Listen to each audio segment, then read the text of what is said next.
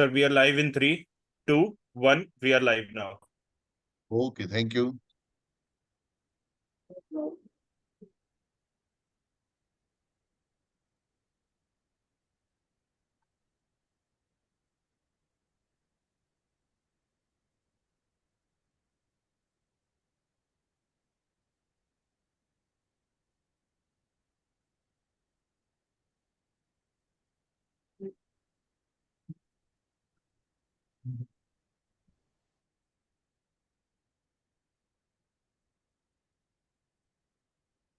They are getting live. Hello, Sir, Doctor. we are Alan has live, come sir. on. Hmm? Sir, he has told that he is coming in 5 minutes. तो अपना start करते हैं भाई कम से कम मैं Start करें, ठीक है और sir. if you you know Okay. if you think Okay. you can wait for 5 minutes then let him handle. मैं मेरा खाना खा के मुझे दूसरा वेबिनार 8:20 को ज्वाइन करना है if you don't mind. Sir मैंने लाइव कर दिया वैसे. ठीक है बात करना शुरू करो. ठीक sir. I'll start sir. Good evening all and welcome to the 49th episode of Secret of Neurology, a platform designed to be a knowledge feast for all of you. We are thrilled to have you join us today. This program is brainchild of our esteemed course director, the renowned neurologist of India, Dr. Sudhir Shah sir and Dr. Lakshmi Narasimhan sir. Their unparalleled expertise and dedication to the field have made them the pillars of neurology in our country. Let's give a warm virtual round of applause to our esteemed course directors. And as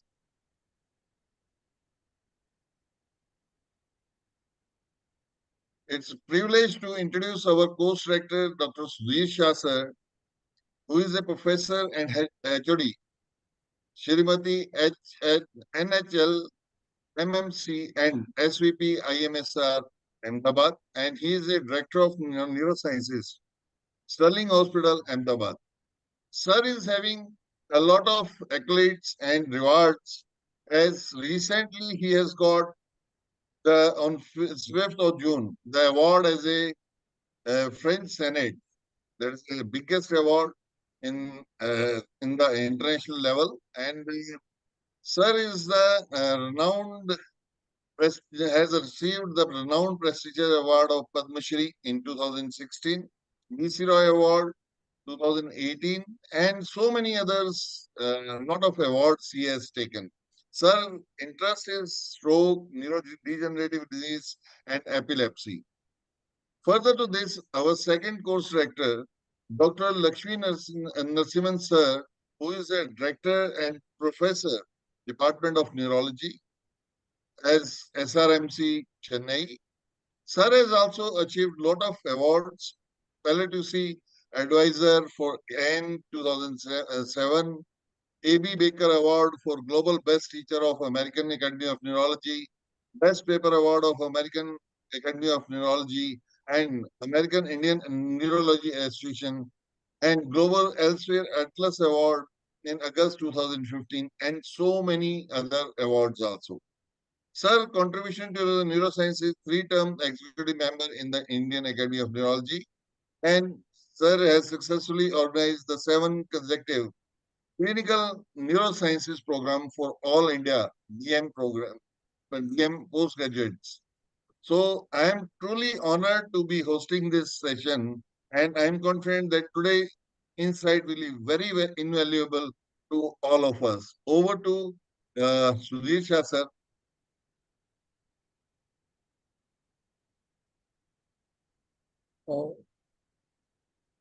Yes. Thank you very much, Mr. Chadda, for the elusive introduction. I think without wasting much time, I would certainly like to stop for a minute and first thank my co-course director, Dr. Lakshmi Narasimhan, for his tireless efforts. And Thank you. Thank you. keeping this at a very high level of standard. Also, I want to thank all the previous 48 institutes and the speakers, including the DM students, DNB students who have presented wonderful cases, and there was a phenomenal discussion after it by the professors and assistant professors and associates. So thanks all the institute for their valuable participation. I must also thank all the delegates from different parts of India and abroad for continuously participating, showing their interest, encouraging and guiding us. And not the least, Mr. Chadda and the team in TAS Celestial Division of Globocell for providing logistics support. And today we have a very eminent, one of the South Indian Institute, that is Amrita Institute of Medical Science and Research Center, Kochi, Kerala. And they are going to present a case of progressive encephalopathy. May I have the first slide, please? DM student, Mr. Rajinder Kandikonda is a TNB resident third year neurology from the same institute. Will start with the case presentation. Next slide, please. Dr. Sudhiran Kanod, he will talk. He's a clinical associate professor from Amrita Institute of Medical Sciences, and he's a trained autoimmune neurologist. And we know that he has a lot of contribution in the field of immunology in India, and is one of the pioneers in the field. He's the first Indian doctor to do a fellowship in autoimmune neurology in Mayo Clinic, Rochester. And he was involved in the interpretation, reporting of neuronal antibody test in Mayo Clinic's neuroimmunology laboratory. We know all that, and that he has duplicated the effort at Amrita, and now we have full-fledged department here. He has also developed the diagnostic criteria for intracranial infection, mycotic aneurysm. He has a postdoctoral fellowship in autoimmune neurology, as said, and he has done his DM from Suchitra Tirunelveli Institute of Medical Sciences. Area of interest, as mentioned, autoimmune neurology, multiple sclerosis, NMOSD, MOG, autoimmune NSAF, autoimmune dementia, and whatnot. Paraneoplastic neurological disorders, myasthenia gravis, all comes under his devastated of autoimmunology, and I had a chance to interact with him on several occasions for certain specific conditions and tests. Next, please. So, without wasting my time, I hand over to Dr. Lakshmi. Kindly take this forward, as this is a wonderful session. I'm sure this progressive encephalopathy will turn out to be something excellent, and we all will enjoy. Thank you. Thank you very much. Thank you, sir. So over to Dr. Sudhiran. My sincere thanks to the entire Amrita coaching team. And now I request Dr. Sudhiran to take over the proceedings and start the presentations. Thank you. Thank you, Sudhir sir and Lakshmi sir. Good evening, everybody. Thank. Sir, your video is not there, sir. Sudhiran sir, switch on your videos. Oh. Yeah. Yeah, now it's on. So I thank Chadaji and the entire Indus team for giving us this opportunity. So today, like we focus a little more on the interpretation of the laboratory test. Unlike our regular presentation, where focus will be on clinical things. So I thought neurologists knew, and many other tests everybody is not very familiar. So I thought it's a good opportunity to show a case and how we solved it through lab investigations. So I think we will utilize it this way. And I'll hand over to Dr. Rajendra for starting the presentation.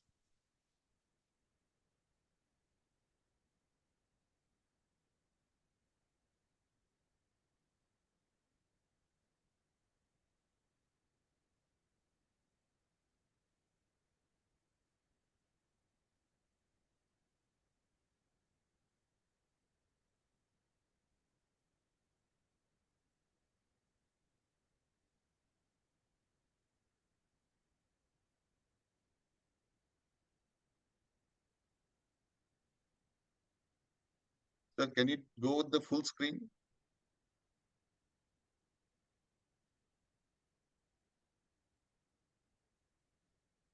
Yeah, okay, sir. Yeah. Respected teachers, seniors, colleagues, good evening, everyone. We'll start with the case presentation.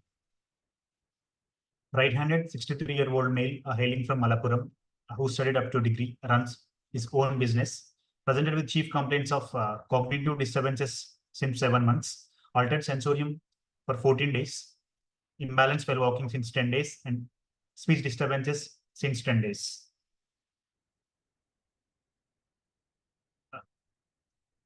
Coming to the history, that is in March 2023, patient was admitted in our hospital in September 2023. He was apparently asymptomatic 7 months back when patient and family members started noticing cognitive disturbances, which are insidious onset and progressive. Initially, he started forgetting and misplacing things, and he keeps on searching for those things at home and his office, like keys, glasses, mobile, and money.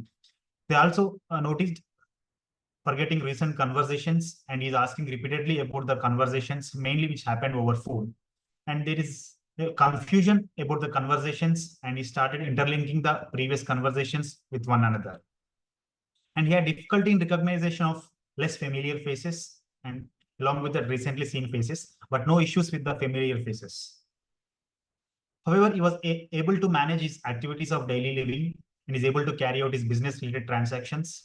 He was going out of the house and returning by himself, but there is no history of any excessive anger or abnormal behavior. After 3 months of his initial cognitive disturbances, in month of July 2023, he developed excessive tiredness and easy fatigability.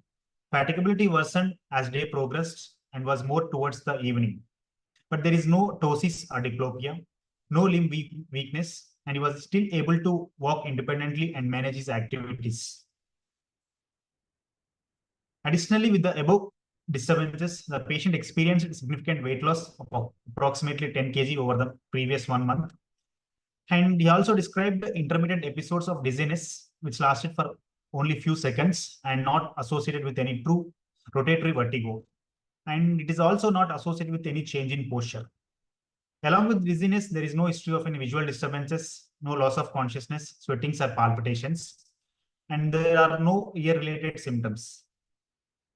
For all the above symptoms, he was evaluated locally in hospital where MRI brain was done, but there was no significant abnormality except for age-related neuroparenchymal atrophy. And his routine lab investigations revealed elevated ESR of 72, and there is hypovitaminosity of around 21. And in the month of August 2023, his appetite was reduced and he reported a bitter taste in the mouth, and his fatigability was worsened and it developed constipation. His constipation did not improve with laxatives. For his constipation and his appetite, he underwent both upper GI endoscopy and colonoscopy at local hospital, which revealed multiple antral ulcers, H. pylori infection, and there is lax lower esophageal sphincter. He was started on treatment for the same. By the end of August 2023, a weight loss of approximately around 15-20 kg was observed since the onset of his symptoms from March 2023, and his current weight was around 54 kg in the month of August. And along with this, family members also noticed slowness in his walking in the house during performing his activities of daily living. And at this point, he was able to walk independently without any falls. And he also noted tremulousness of both upper limbs more while approaching objects. In the month of September 2023, after 5 to 6 months, he developed gait unsteadiness. He had difficulty in walking, characterized by swaying from side to side, and began requiring the support of family members for mobility. After a few days, they noted there is significant slurring of speech, rendering his speech unclear and difficult for them to understand. But there is no undue suppression or stress on particular syllables. Gradually, over a few days, they observed that he experienced falls even while standing with support and not associated with any loss of consciousness. There was worsening of cognitive disturbances, manifesting as severe forgetfulness, and even his was unable to recall his son-in-law's name and had difficulty remembering his business-related matters. So he was not attending the business work. He was staying at home. At this point, the patient did not report any sensory symptoms or issues with the bladder, no history of seizures, no history of any involuntary movements like myoclonus or dystonia. And along with this, wife gave history of fluctuations in his symptoms like fatigability and tiredness worsens more as day progress. And history of COVID-19 vaccination was taken in 2021, but no febrile illness preceding symptoms. There is no history of any joint pains or photosensitivity, no dryness of mouth and eyes, and there is no chronic drug toxin exposure. Past history, he was having diabetes mellitus with diabetic-related peripheral neuropathy, systemic hypertension, dyslipidemia, and coronary artery disease, and he was on medical management. During admission to our hospital, he was on single antiplatelet along with statin, telmisartan for hypertension, and insulin. Coming to the personal history, he consumes mixed diet. There was disturbed sleep from the onset of his symptoms. There is a delayed onset of sleep with frequent awakenings, reduced appetite, no bladder complaints, but he was catheterized from outside hospital because of mobility issues. And he had constipation, passing stools once in every 2 to 3 days. No history of any high-risk behavior, occasionally alcoholic and not a smoker. Family history, no history of any autoimmune diseases or malignancies in the family. This is the pedigree chart. The shadowed one is the index patient, our patient with age 63 years. There is no similar complaints in the family and no history of any autoimmune or malignancies in the family. Coming to the summary, right-handed 63-year-old male with background history of type 2 diabetes mellitus, systemic hypertension, coronary artery disease, and dyslipidemia, present with insidious onset, gradually progressive cognitive impairment, mainly in attention, episodic memory impairment, and executive dysfunction, with constitutional symptoms, bradykinesia, gait unsteadiness, dysarthria, falls, and subacute onset encephalopathy with autonomic and probable neuromuscular involvement. This is the timeline of patient symptoms. Initially, in March 2023, he had cognitive impairment, mainly in attention, episodic memory impairment, followed by executive dysfunction. After 3 months of period, that is in July and August 2023, he had fatigability with excessive tiredness, and fatigability worsened as the day progressed. And they noticed constitutional symptoms. There is a weight loss along with reduced appetite. After a 1 month period of time in September 2023, they noticed gait unsteadiness along with speech disturbances, falls, and worsening of cognitive disturbances. With around 2 weeks of time, he developed altered sensorium and worsening of these cognitive disturbances. Based on our clinical history, the probable neuroaxis localization was considered here is based on the cognitive impairment, mainly inattention, episodic memory impairment, and executive dysfunction. Probably there is a frontal lobe dysfunction along with mesenteric lobe involvement. In view of fatigability and excessive tiredness along with diurnal variation, probable neuromuscular junction may be involved. In view of intermittent episode of giddiness and constipation, there may be probable dysautonomia. And considering his slowness, it may be attributed to extrapyramidal symptoms. And with probable intentional tremors, we may be attributed to cerebellar involvement. So probable multiple neuraxis was involved, cerebellar cortex, extrapyramidal symptom, cerebellum, and neuromuscular junction involvement. Probable etiology based on his clinical findings, history, we considered it may be attributed to a paraneoplastic neurological syndrome or non-paraneoplastic autoimmune neurological syndrome. And unlikely, like we considered it as a prion disease.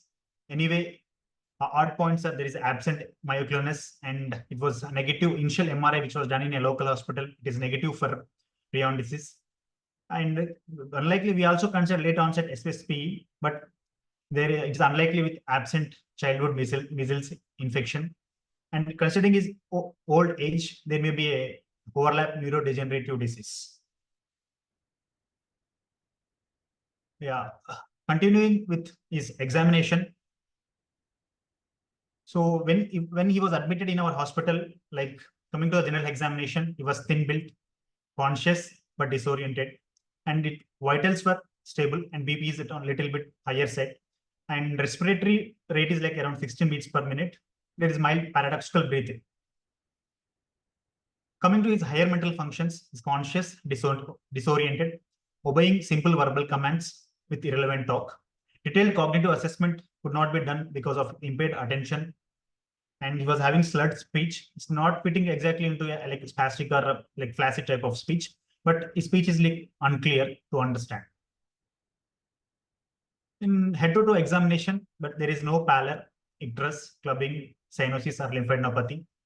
No pes cavus or any kyphoscoliosis. Neuropathic skin changes, tropic skin changes, dry skin were present. There is generalized wasting and tone in all the limbs is rigidity, which is discussed later. Cranial examination, we could not assess completely. Based on his cooperation, we assessed few cranial nerves. Olfactory, we are not assessed. Optic nerve, visual acuity is able to see among all the doctors and patients around us. His pupillary reflexes is normal. In fundus, did not show any papilledema. Coming to 3, 4, 6 cranial nerves, there is no obvious restriction of movements, no nystagmus, no any square wave objects, and pursuit circuits we cannot assess. A trigeminal normal muscles of mastication, no facial, no palsy, and other cranial nerves like vestibulocochlear nerve we could not assess. Normal palatal movements, uvula is central. Normal neck turning and flexion, normal tongue movements, and no fasciculations. His power, the patient is in encephalopathy state, like with little cooperation, with recurrent, like with on repetitive commands, we could establish that there is definitive proximal weakness, very less or no distal weakness. In the upper limbs, at the shoulder flexion, extension, abduction is around 3/5. It's not able to lift against gravity, but not resistance. And around elbow joints, around 4+/5. And around the wrist, flexion and extension is almost normal. The same thing noticed in the lower limbs. Hip flexion, extension, abduction, adduction is 3/5. And knee extension flexion is 4-, and ankle dorsiflexion, plantar flexion is 5/5. Coming to his DTR, is all the superficial reflexes are preserved, like corneal, conjunctival, abdominal, and plantar. In deep tendon reflexes, triceps and biceps supinator are 2+ in the upper limbs, and in the lower limbs, knee is like 1+, and bilateral ankle reflex is absent. In primitive reflexes, we could elicit glabellar tap. Sensory, we could not examine due to poor cooperation, but able to appreciate cold and hot temperatures at the bedside. Cerebral examination, there is definite incoordination in the upper limbs. This diadokinesia is present in both sides. Finger nose test and finger nose test are impaired. There is definite intentional tremors. Incoordination in the lower limbs, he could not able to perform. Coming to the gait and stance, is able to get up from bed chair with 1% support, and there is wide-based stance and gait ataxia. Toe and heel walking, anyway, he could not perform. Roundbox not able to perform in view of postural instability. Tandem wig is could not perform. Coming to the extrapyramidal system, there is grade 1 appendicular rigidity. Axial rigidity is grade 1. Bradykinesia is grade 3. And there is a postural instability of grade 4. Coming to other systemic examination, there is no abnormality in the cardiovascular, respiratory, and there is no organomegaly. Coming to spine and cranium, it's normal, no kyphoscoliosis, no bony tenderness, and no signs of any meningeal irritation. After examination, we could like right-handed male, 63 years old, with background diabetes, hypertension, coronary artery disease, and dyslipidemia, with insidious onset, gradually progressive symptoms, with cognitive impairment, had inattention, like episodic memory impairment, executive dysfunction based on the history. And we could find there is a pure motor LM, proximal LM type of weakness, which may be attributed to NMJ or muscle involvement. There is dysautonomia with extrapyramidal bradykination posterior instability with incoordination and intentional tremors. So before admitting to our hospital, he had a short course at outside hospital. There he was investigated with an MRI brain, which was not contributory, and nerve conduction study was done, which showed axonal motor sensory neuropathy. Further routine investigations which were done outside hospital showed hypercalcemia initially of 12 and elevated D-dimer levels and elevated parath hormone. He underwent CSF analysis outside hospital, where there is lymphocytic pleocytosis with 40 cells, and protein was elevated and it was 68, no hypoglycemia. And a serum and CSF dementia panel which was tested from outside hospital, sent to our lab, which showed elevated serum P/Q voltage-gated calcium channel antibody. Considering with other investigations, CECT chest and neck screening abdomen was done, which revealed features of parathyroid adenoma, like parathyroid mass. Endocrinology opinion was sought at outside hospital in view of hyperparathyroidism, and it was temporarily treated with IV zoledronic acid 4 mg. There, he was given 5 days of IVIG and showed some improvement in terms of sensorium, but not completely. 2 days after IVIG, he developed fever and his symptoms started worsening with a decreased response. And from there, he was referred to our hospital for further management. At our hospital, he was evaluated with routine investigations. His hemoglobin was 13.7, platelet count was 1.64 lakh, ESR was 74, CRP was 4, procal is 0.26, electrolytes were normal. His corrected calcium was 11.1, RFT was normal. There is mild derangement in the liver enzymes, SGOT and SGPOT. There was low albumin. His HbA1c was 10.1. Hypovitaminous D 21. Normal vitamin B2 levels. CK was normal. Ammonia was 56. Lactate was 1.2. And his serum parath hormone levels were significantly elevated, 332.6. And his serum ferritin levels were elevated. LDH was 288, mildly elevated. Thyroid profile was normal. Thyroglobulin antibodies were normal. Anti-TPO were 65. So, in view of he had fever after IVIG from outside hospital, mild elevated CRP and procal. We want to rule out all the infection. His blood and urine cultures were negative, no growth after 48 hours. But ECG showed old MI changes, and his echo showed grade 1 diastolic dysfunction and right leaflet aortic valve. Anyway, in view of his encephalopathy, prolonged 3-hour video EEG monitoring was done and showed moderate degree of frontally dominant generalized non-specific disturbances of electrical function, but no events were recorded. And his vasculitic workup, including ANA profile, C-ANCA, P-ANCA, Aplash antibodies, everything turned to be negative.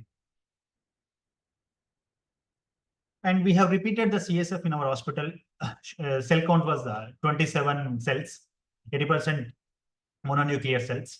And his glucose was 145 and corresponding blood sugars were 280. And his protein was 36.2. Complete CSF workup for malignancy and infective panels came negative.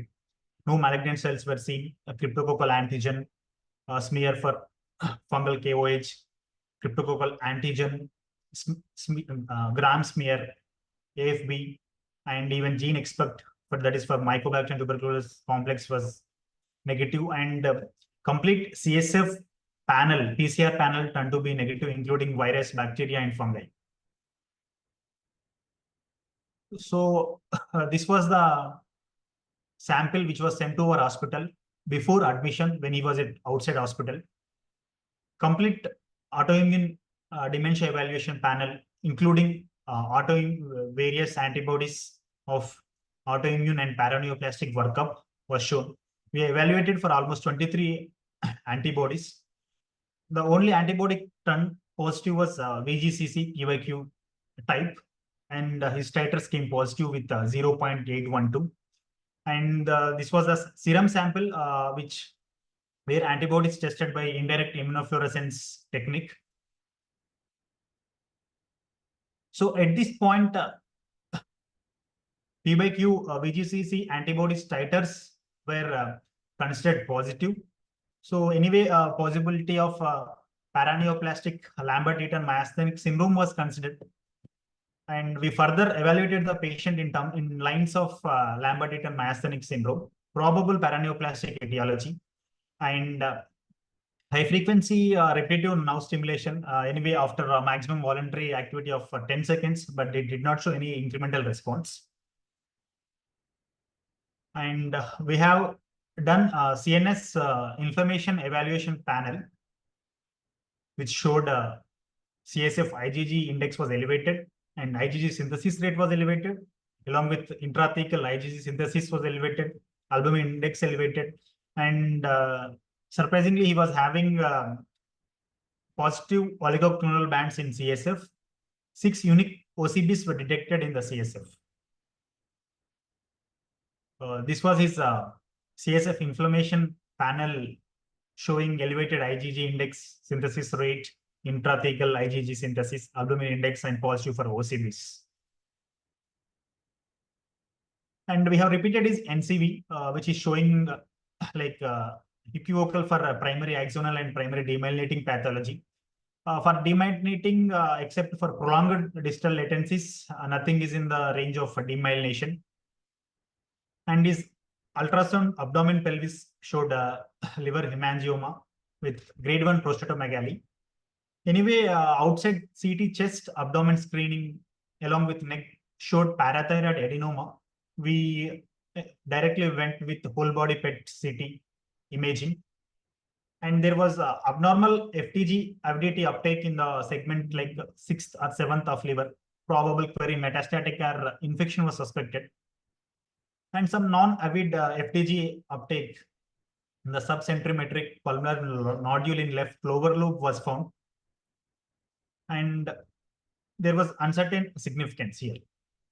In brain, there is a significant hypometabolism in bilateral cingulate gyrus, left frontal, and bilateral temporoparietal cortex. This was the FTG uptake in the lobe of the 6th or 7th lobe of the liver PET CT image. And his NCV, his motor nerve conduction studies were like normal, and except for F-wave prolonged latencies, which is not in the demyelination range, and his RNS did not show any significant. There is no incremental response,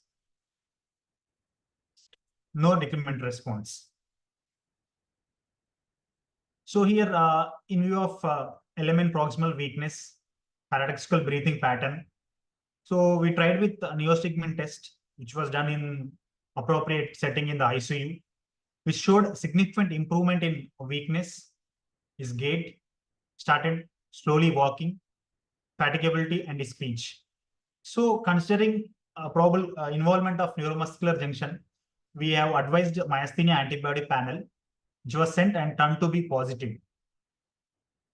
So this is his neostigmal myasthenia panel, where it came positive for all the antibodies like acetylcholine receptor antibody, a green antibody, LRP4 antibody, and MuSK antibody, which were elevated in significant titers. This is which was done by ELISA technique. So after turning out his antibody panel positive, we initiated the patient on pyridostigmine 60 mg and overlapped with neostigmine, and he tolerated the medication well. No side effects were seen, and there was significant improvement in his weakness after above medications.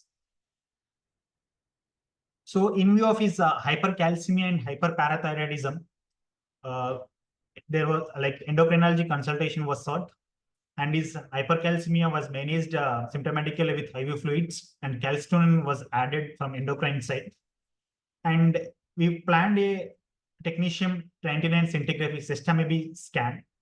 Before scan, a calcitonin has been stopped and the serial corrected calcium levels monitored and found to be normal. And we planned the patient for biopsy from the liver and parathyroid gland. So he undergone liver and parathyroid biopsy from the surgical team. Left superior parathyroid adenoma. After biopsy, it was suggestive of parathyroid adenoma, oncocytic subtype, and his liver biopsy showed suggestive of follicular nodular hyperplasia with focal granulomas and scattered giant cells with asteroid body-like inclusions.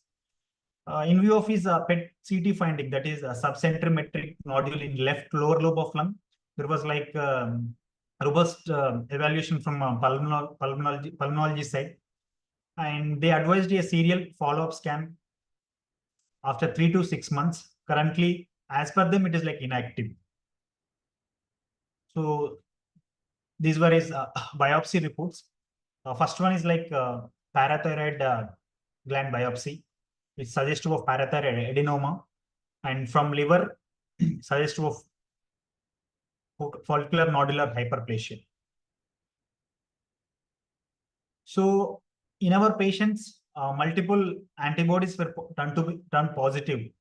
Like so, based on the VGCC antibody positive, we thought it could be a like paraneoplastic LEMS, Lambert-Eaton myasthenic syndrome.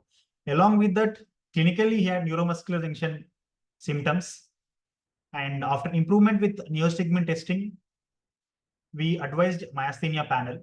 It turned to be positive with all the 4 antibodies with significant titers: acetylcholine receptor antibody, LRP4 antibody, aggrine antibody, and MuSK antibody. And the neuronal antibody was found to be positive after repeat second test after admitting in our hospital. It showed unclassified antibody. So at this point of time, LEMS was ruled out because the patient clinically had preserved reflexes. Instead of dysautonomia, the patient did not show any incremental response in high frequency RNS. And his now conduction study did not show any abnormality in the motor conduction, that is motor now amplitudes. So after the extensive workup with vasculitis panel, autoimmune and paraneoplastic workup, and remarkable elevated VGCC antibodies and other myasthenia panel antibodies, and with unremarkable findings on PET CT except for liver hemangioma and parathyroid adenoma, possible autoimmune neurological syndrome with multi-level neuraxis involvement with predominantly myasthenia gravis was considered. And after this, after receiving a high course of high-dose IV steroids and immunotherapy, along with acetylcholinesterase inhibitors, the patient demonstrated marked improvement in his condition. As per our institute immunotherapy protocol, after IV steroids, 1 gram methylprednisolone for 5 days, on day 2nd, he had a rapid improvement. Along with that, after adding acetylcholinesterase inhibitors, further immunotherapy was planned with IV cyclophosphamide 1 gram, and he received 1 gram cyclophosphamide after like at the in the first month with overlap rituximab on day 1 and day 14, and he received cyclophosphamide at 2nd month, and after 6 months he received more 2 doses of rituximab with 14 days apart, and he was on acetylcholinesterase inhibitors. And his current functional status after 4 months of immunotherapy is now completely independent and is able to perform his activities of daily living, and his MRS was 0 in his recent admission, no cognitive deficits, and his MMSE was completely fine. And further, he was under continuous follow-up. We are advised with cancer surveillance in future based on his paraneoplastic score, and considering his like intermediate phenotype of neurological syndrome. If it is a paraneoplastic, like he is having encephalitis, which is not clearly fitting into the limbic encephalitis pattern. Based on this, we thought it could be a possible autoimmune encephalitis with multi-axial neurological syndrome, where multiple neuraxis involvement was seen, along with predominant myasthenia gravis. We followed our institute protocol, robust immunotherapy, and his current functional status was good.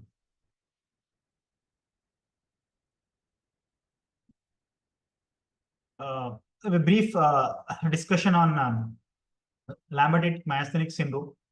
It's a presynaptic NMJ disorder. Can be paraneoplastic or non-paraneoplastic limbs. Most of the times, underlying malignancy will small cell lung carcinoma, 85 to 90%, 95% of cases. Other malignancies with LEMS can be presented with prostate, thymoma, or lymphoproliferative disorders. Most of the times, P/Q VGCC antibodies were found, or N-type may be seen in other 30 to 40% of cases. In LEMS with small cell lung carcinoma, SOX1 antibodies may be seen in 64% of cases. So here, our patient has intact reflexes. He has dysautonomia, but there is no post-exercise facilitation. And after electrodiagnostic study, his motor conduction did not show any reduced amplitudes, but normal sensory study, and his high-frequency RNS did not show any incremental response. So there are few case reports where VGCC antibodies had cognitive symptoms with 17% positivity. These cognitive symptoms included either limbic or extralimbic autoimmune encephalopathy, neurodegenerative dementia, and mild cognitive impairment, and non-specific cognitive disorder. But these case reports, these patients did not have any other neuraxis involvement like neuromuscular junction or cerebellar or extrapyramidal. So I will hand over the further discussion and approach part to my beloved professor, Sir Sudhiran, sir. So now we will go into the interpretation of the laboratory. Any doubts? Yeah, is there anybody, any clarification, any questions right now, or should we take it in the end?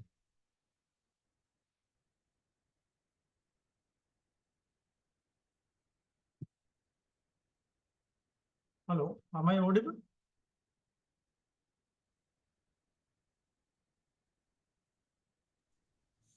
Yes, sir. Audible. No, so yeah. Yeah, then we'll proceed. Yeah, so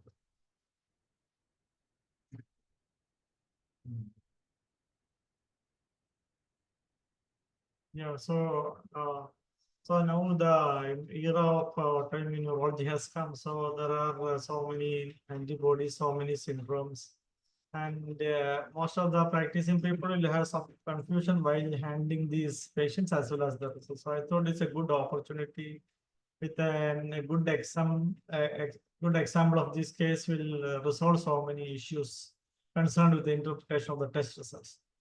So antibodies, I always say they are secondary evidences. So what is secondary evidence? Like the primary evidence will be like a biopsy which is showing a tumor, or a CSF showing an organism. So it's a direct evidence which is coming from the battleground. So antibodies are not like that. A presence of an antibody tells the person that his body has an immune reactivity to a tendency for immune reactivity to a particular antigen. Does not mean that the disease which he has got is caused by this antibody, but it tells that there is a tendency. So it should be always clinically correlated. But this is applicable to biopsy also. Sometimes a biopsy site can be wrong there.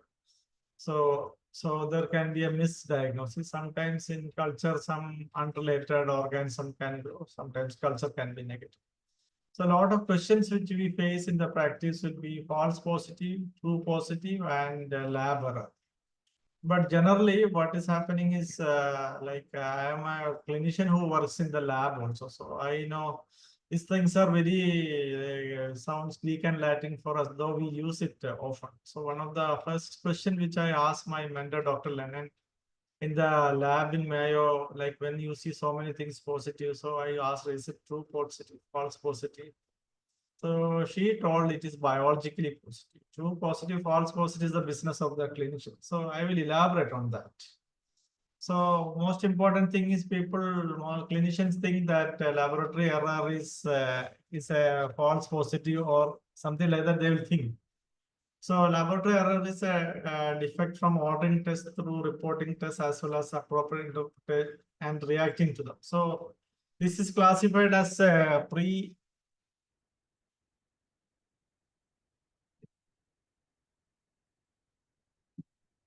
Yeah, so like pre-analytical means before sending the sample, like it can be a wrong labeling, issues with collection, sending, cold chain, so many things are pre-analytical. Then analytical means while doing if the reagent changed or concentration changed, so many things can happen. Microscope or ELISA reader is wrong. Reporting post-analytical will be like when typing the report, there can be many things going wrong, like wrong MRD, wrong report, some part of the report. So this is different from false positive or true positive. So error is, no lab can say we never have an error. Any lab can get into error. And there is a big process like named quality control to avoid error in every lab. So if you think a lab error is there, you should definitely inform the lab person. So some in biochemical it's very easy, like somebody's urea is 1000, we know it's a lab error, something like that, or potassium is 12. So those are very obvious errors, but if you have any doubt, you should definitely contact your lab person to say that I suspect an error, so that we can trace it back. Recently, we had a case where neurofilament light chain was assayed and the report showed a high value, but the clinician told us that this patient has no new lesions in him or a disease. So we asked them to send a repeat sample. Repeat sample was tested with normal value. So then we went back to the previous tested sample. So there can be a problem, like we tested them together. Then finally what we found is that the same sample came from same hospital with the same name and age of the patient. But it was it was not a multiple sclerosis. The sample came from a cancer ward. When the person went to collect the sample, they told the name and age of the patient. This same, just because we took 1 week for us to go back and retest, test the cooling, then getting from the primary container. So it's every lab will have that process. So whenever there is an error is suspect, you should alert the lab people. They should find it out and rectify and devise a method to avoid that. So true positive versus false positive. So according to Dr. Lennon, it is the business of the clinician. So many people will ask me whether it's true positive or false positive. So I always tell the clinician that you are the best judge. So what is true positive in the or false positive? Okay, true positive, anybody, I don't have to explain. False positive, the frequent question. So a given result is not useful for your purpose. So you will call it as false positive. Anyway, it is positive for the lab, but not positive for me. Like you get an antibody totally unrelated to the disease. So you are the judge for false positive and true positive, but this also you should inform the lab person. So through such a constant interaction only, the clinical spectrum of the disease will be expanded. The lab person will be informed about the possibility of like positivity in unrelated conditions. So the neuroimmunology lab is a special lab, so it should be always run by a good neurologist who is trained in this subspecialty. Then only good results will come. So leading neuroimmunology labs in the world like Oxford and Mayo is run by clinicians only. That's why all these new discoveries are coming. So if it's done by a technician or a biochemist or a pathologist and giving report, so this will never grow. So it's a bilateral process where the lab person also learn from the patient. So what is the best quality control measure for a neuroimmunology lab will be the feedback from the clinician. So So that's how all these neuroimmunology labs do very good services. So this I will show you an article from Japanese group. So they found an NMO and positive patient in 2007. So at that time, it is believed that NMO never will become false positive. So this patient, once the sample tested positive, they found there is a practice in Japanese blood banks that they will preserve the donor sample for 10 years. They found that this patient made 3 blood donations before. So they went back and got the samples, and these patients' serum was positive for NMO antibodies in 1997 itself. So if anybody perform a test at that time, it will be a false positive. Now it is a true positive. So the line between the true and false are little narrow in some cases. So today's false may be tomorrow's true positive based on the clinical manifestations and utility of the to the clinician. Sometimes, patient will have subtle manifestation. Patient may not, the clinician may not notice that. Also think that this is false positive. So I have seen like patients with Parkinsonism with LGA and Casper antibodies. When I initially saw the first patient, there was no such report. So I talked to the patient, treated and improved. Then now it has become like many people would have thought that this would be a false positive. But now it has become part of the literature, and now people do test for LG and Casper in atypical Parkinson or fast progressive Parkinson. So there is a narrow margin sometimes. Then another one is, this is an NEJM article on SLE. So they tell that up to 10 years earlier, there can be SLE antibodies in patients without any clinical manifestation. So sometimes the false positive may be a preceding thing.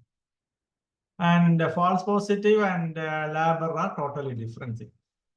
And how to interpret the dementia panel in our case. So this patient had a VGCC antibody positive. So the referring clinicians or my friends, so they were thinking that it is a LEMS because patient had proximal weakness and fatigability and all. But the patient clinically had a myasthenia gravis. You can clearly demonstrate like there was a paradoxical breathing, there is a fatigable weakness. Then RNS ruled out LEMS as well as it was negative for myasthenia, but neostigmine was positive. So in this case scenario, VGCC is false positive. But it can be true positive in some respect that it is described with dementia. It is described in cerebellar ataxias in 10% of cases. But it is very difficult to hair split and tell that this has caused that disease. But it helps us. Then why this patient had a high, I wrongly typed VGKC. It's VGCC. So look at the antibody profile of this patient. TPO antibody, our normal level was 65 and 35, and this patient had 65, it's elevated. VGCC is positive.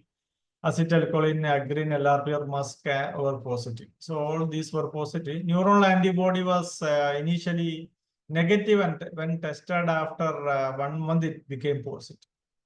So this neural antibody positive in the second testing also teaches us a good example. Sometimes antibodies may not be positive in the first testing. So repeated testing may give you a positive yield. So this is a classical sentence in the Mayo Clinic Neuroimmunology Lab report on paraneoplastic syndrome, like repeated testing may be tried after 3 months. There is no other alternative course. So this patient had so many antibodies positive. So the traditional clinician will be a little alarmed. Why so many things are positive? Is it all wrong? So why is it happening? Again, you can see in CSF also there are IgG index elevated. That means there is intrathecal synthesis. There is IgG synthesis rate elevated. IgG local synthesis is very sensitive. So all these things are elevated, and oligoclonal bands. Ig albumin index is elevated. So albumin index elevated means blood-brain barrier is broken. So these other 4 tells that there is an intrathecal immunoglobulin synthesis. So this also tells that there is an immune process in this person's body. So many antibodies. You can see this many antibodies, and CSF also there is antibodies. So why this is happening? There is a clear mechanism behind. This is not a lab error or non-understanding by the lab person. So this is what is happening in a normal person's life. There is a TH17 pathway, which is an autoimmune pathway, and T regulator cell pathway, which is in control of the autoimmunity. So when these two things are in balance, that is a normal pattern. There is no autoimmunity. If this goes up, that means TH17 is more, or T regulator pathway is less working, then autoimmunity starts. So in such people's blood, now people with a tendency for autoimmunity, there can be many antibodies. Not there's a rule, but can happen. So this you can see, NMO is a very good example. You can see there are multiple antibodies in people with NMO spectrum disorder. RNP, SM, SSA, SSB, KNA. So all this is showing that there is a tendency for so many antibody production. Here another paper which shows that up to 4 antibodies can be positive in patients with SLE. So is it lab error? So true positive or false positive? So true positive, false positive, I will not comment. It's a duty of the clinician. If it's useful for him for the diagnosis, it's true. It is negative, they'll throw it away. That's it. So what is the mechanism behind the production of multiple autoantibodies? So broad polyspecific B cell activation. So B cell is activated everywhere. So that is producing so many antibodies. This will lead to non-specific activation of the bystander antibody. So many of these antibodies must be there in a smaller level in this patient's body. And when this activation happens, so many antibodies are produced. How all these things can happen? One of the exemplified mechanism is like if you vaccinate somebody, that is a good stimulus to the immune system.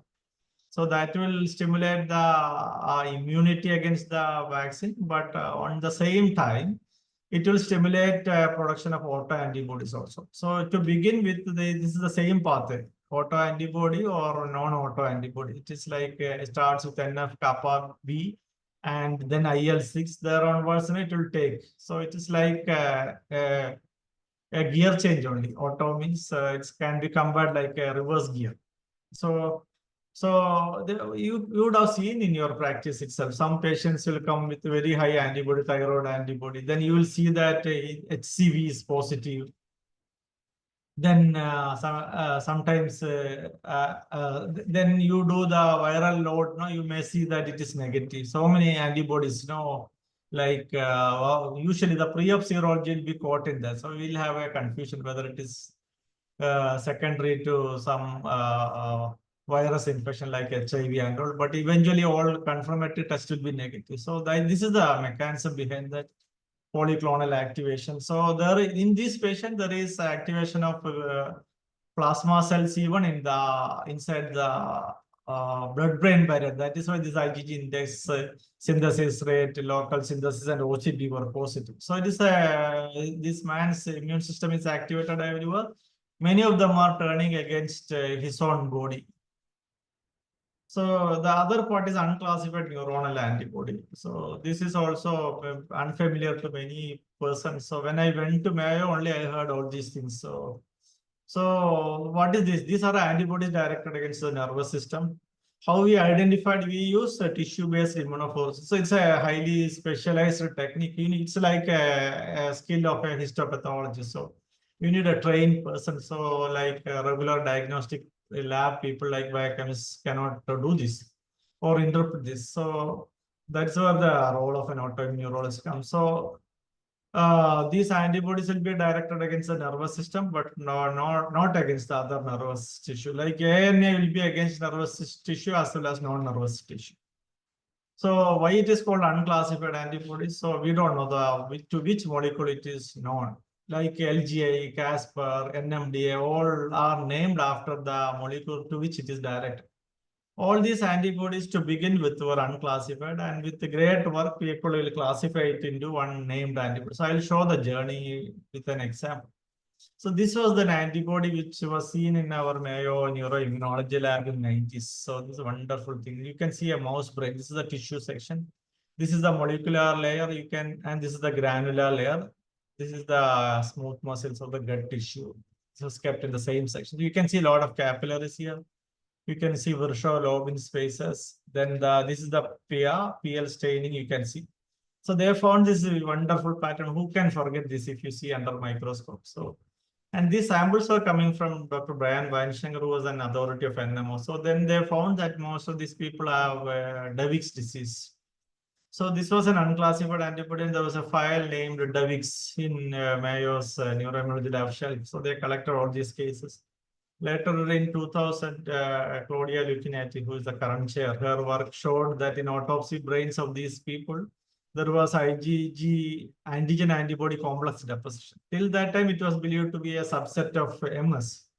Then they know they see an antibody here and they pattern here for past 5-6 years, and they are seeing antibody deposits. Then they become more confident that this is a different disease. So then the paper came in 2004. So it's a big journey, like probably 9 years. So in 2004, they published that serum autoantibody marker for neuromyelitis optica. So they did not know which molecule it is against, but they, from the unclassified, they just named it as NMOIgG, but they don't know what molecule it is directed against. The aquaporin 4 was not identified at that time. So this is the second paper which came in the next year. You can see August 2005. So in this, they had a tie-up with Dr. Workman in Stanford. He's an interesting guy. He's a certified nephrologist who was working in the cardiovascular lab in Stanford. And he has come to Mayo to give a lecture on gastroenterology department. We were all attending. He's a man who works in aquaporin. With this help, it was found that that antibody was binding to aquaporin. It's nearly a 10-year journey from unclassified, classified, and named.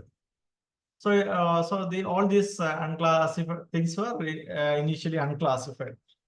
So these are the unclassified, some of the unclassified antibodies which we have reported. This is Dr. Sibi's case. One patient had leptospira and had about 60 seizures per day, hypermotor. So we found an unclassified antibody in the tissue section. This was published in Epileptic Disorders. So we treated with steroids and patient improved.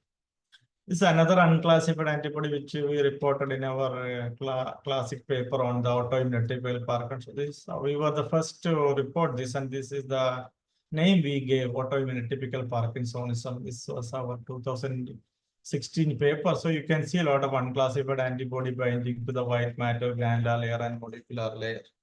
So with a lot of work, we may be able to classify them and name them in future. So how to utilize, this is all the story behind that. But for a clinician, more important is how to use that.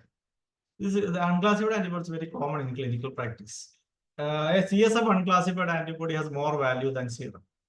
What is the antibody has a high value if you get it in a case where the suspicion of autoimmunity is very strong. And you should definitely rule out other causes like metabolic infection, genetic, and if you are thinking so. So if you ruled out practically all other causes out, you are strongly thinking that it's an autoimmune neurological syndrome, you get an unclassified antibody, you're lucky. So you should give a trial of immunotherapy and carefully watch for improvement. If you get some signs of improvement, then you should increase the immunotherapy and get a better result. If you get a good response with the initial immunotherapy like steroid therapy, good, you are happy. There's no confusion. So I would say that people were not hesitant to use thyroid antibodies because thyroid antibodies are directed against thyroid only. It's not against brain, but people use that association. If you can use the thyroid antibody for treating neurological disease, you should not be hesitant in using unclassified antibodies for treating brain diseases. That is a better evidence. So now coming to the inflammatory panel, IgG index, synthesis rate, I have explained all these things. So again, they are useful if again you are strongly thinking about an autoimmunity and other causes like infection is full. Infection can produce again all these markers positive. So in the case which we presented, we have done a panel from iGenetics which tested for about 50 pathogens, and we have done all the in-house testing for cultures, all those things. So I will tell how an inflammatory panel can change the scenario. This is a 34-year-old man recently I have seen. He has 3-year behavioral problem, reduced speech, Parkinson disease. It was thought to be an autoimmune, but people are thinking it could be a genetic disease. His GAD65 was 17 unit, which is mildly elevated. 10 was the normal limit. So I suggested an immunotherapy to the treating doctor. Then they treated. This is not tested with me, but the patient had a partial response. Later, they went to another doctor, Casper was mildly positive. Again, some immunotherapy was given, no. Then it was negative. So people were thinking that this is not autoimmune and genetic. So genetic workup was done and negative. Now he came for an opinion to us last month. So his IgG index was highly elevated. It's called extended IgG index. It will be 0.66 in normal, but this is 9.8. Synthesis rate is up to 8 normal. This is 310. Albumin index is normal. Blood-brain barrier is intact. IgG local synthesis should be 0, but this is 69 unique bands in CSF. So if this panel was done before, this would have supported strongly that it's an autoimmune disease. And he could have received a robust immunotherapy. He also had an unclassified neuronal antibody in serum. So by this simple test, he would have treated in a better way. Now he's very advanced degenerated condition now. So the other question which everybody asks, there are so many tests. These questions, all clinicians will, I also used to ask when I went to Mayo.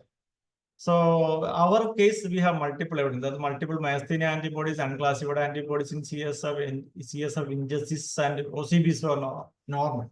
So this is the Swiss cheese approach. So this is a safety approach. So you have multiple evidences to think about autoimmunity in this case. So if you had only one, there is a high chance that it can be false positive or incidental finding. So this is, and I won't tell that you should do for everybody. Whoever can afford, you should do. You should keep simultaneous blood and CSF samples before treatment in a refrigerator at 4 degrees. And patient improve, you need not go for extensive testing. If you are in doubt and problem, at least those who cannot afford, you can go back and test these samples.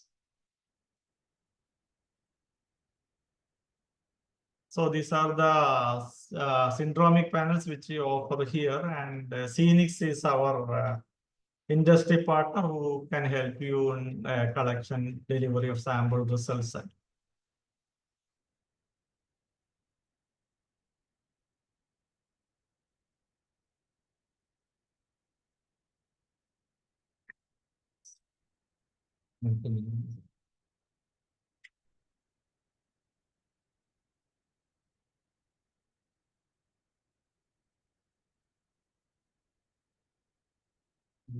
Hello. Hello.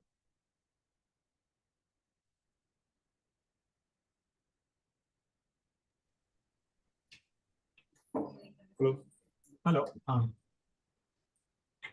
Hello. Hello, sir. You are audible. Dr. Sudhiran. Yes, sir. My hearty congratulations to your team for a wonderful exposition of the various tests. Can you hear me? Yes, sir. Yes. It's especially the balance between the TH17 and the Treg. It's fantastic. And I was also wondering, so much of antibodies, it's completely where on the couple of questions in the one interesting question in the chat box. Yeah. Do IVIG administration of IVIG could have resulted in this? Does it affect the antibody testing? Yeah. So IVIG, this testing should be done prior to IVIG administration. This patient had IVIG before, no? Yeah. That's So 1 month before. So he's asking whether it could be one of he's asking whether it would have had any impact. This question has been asked by, I don't know, name is not there, Samsung. Yeah. Riaz, Dr. Riaz is asking what type of autoimmune antibody was positive here. Yeah. So I will answer this. So previous IgG administration can affect the antibody testing result, but this was about 1 month prior, or more than 1 month prior to this. And what are the things which will not be altered by this is this IgG index, synthesis rate, OCBs. Now, those things will not be altered by IVIG administration. They are intrathecal, no? They're Yeah, yeah, immunosynthesis of intrathecal. yeah. So they don't, the Yeah. systemic administration doesn't affect that. Okay. And how much reliability is VGCC and myasthenia panel report? How can all be positive in one patient? Anonymous attendee. Yeah. So You have already explained. You Yeah, have yeah, already already explained that in in detail. the slides. So, Yeah. So, and I must really congratulate both of you for a fantastic. We all lot of learning points for the youngsters, and especially on interpretation of the laboratory research. Sudhiran, yeah, in fact, I always look upon you as one of the pioneer in autoimmune diseases. There are people who have done a lot of work, but among the younger generation neurologists, you have stuck onto it, and you have created a fantastic lab, which is serving the entire country. So, and in fact, I don't know whether you know, Dr. Ridvik must be one of my junior colleagues. You know, one of the Purkinje fiber antibody which you have detected, which is not even, we don't even know what kind of antibody it is. You know? So you are doing a great job. At this point, I take, on behalf of the entire country, I take this opportunity to congratulate you on your wonderful work. Please continue to do that. And you are establishing, mapping the India in the international immunology, the corridor. I'm very happy and very proud of you. A good quality lab which you have established. And my hearty present and youngster, excellent presentation with your voice is very clear. And your voice is very clear, and your pronunciation is also very good. And the most important thing is the modulation and the speed with which you are delivering you've got a great future. And my sincere appreciation for that. And I think, is there any other, sir? Professor Sudhir Shah, sir, is there any comments from your side? Sir, he is not there today. Okay, no issues. So I take the opportunity to thank the Amrita team, especially Dr. Professor Sudhir Kanod and his colleague, and then handing over the thing to Mr. Arun Chadha. Thank you. Thank you very much, sir. And before I wind up, all the next 50th meeting would be a in-presence meeting. We have met 50 months we have met together. So Definitely. So the next thing, on behalf of Professor Sudhir Shah and me, we are going to have the 50th meeting, an in-person meeting, which is also another thing is importantly to give the meeting will revolve around a lot of life lessons, more than neurology. Neurology, a little bit of neurology and more of lessons in life. That's what we are planning to. I heartily invite all of you for the in-person meeting 50th. The venue and the details will be announced later. I take this good opportunity to tell, and I also over to Arun Chadha. Thank you. Thank you very much, sir. Today we are incredibly grateful to all of you for joining us in Secret of Neurology. And we have successfully completed the 49th session of this insightful web series. On behalf of Intas Pharmaceutical, I, Arun Chadha, Vice President of Intas Pharmaceuticals, extend heartfelt gratitude to all our esteemed delegates for joining us on this momentous journey over the past 49 months. A special thanks goes to our esteemed course director, Dr. Sudhir Shah sir and Dr. Lakshmi Narasimhan sir, for designing such a fantastic web series on neurology. This program will undoubtedly a valuable resource for all DM and DNB students. We are incredibly grateful to the young neurologist, Dr. Rajendra, for sharing their insightful case presentation. And our deepest gratitude goes to Dr. Sudhiran Kanod sir, Clinical Associate Professor, Amrita Institute of Medical Sciences and Research Center, Kochi.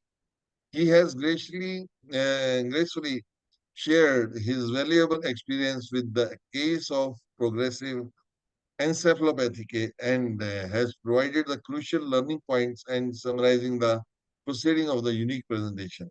Once again, we are very heartfelt, thankful to all of you for your gracious presence. It's been a true pleasure being with all of you at the 49th session of the Secret of Neurology. And it has been a true pleasure, and we eagerly waiting you return for the next highly appreciated the session of Secret of Neurology. That is the date we will announce later on because it is a in-person and online both. So that is our 50th session, and we will provide you the complete detail for that session also. Until then, stay safe and take care. Thank you. Thank you very much, sir. Thank you. Thank you, Sridharan sir. Thank you. Thank you very much. Thank you. So we invite you, sir, for. Thank you. And Diksha, can we close? Sure, sir. Yeah. Ronak, please end the meeting. Sure. Good night. Good night. Good night.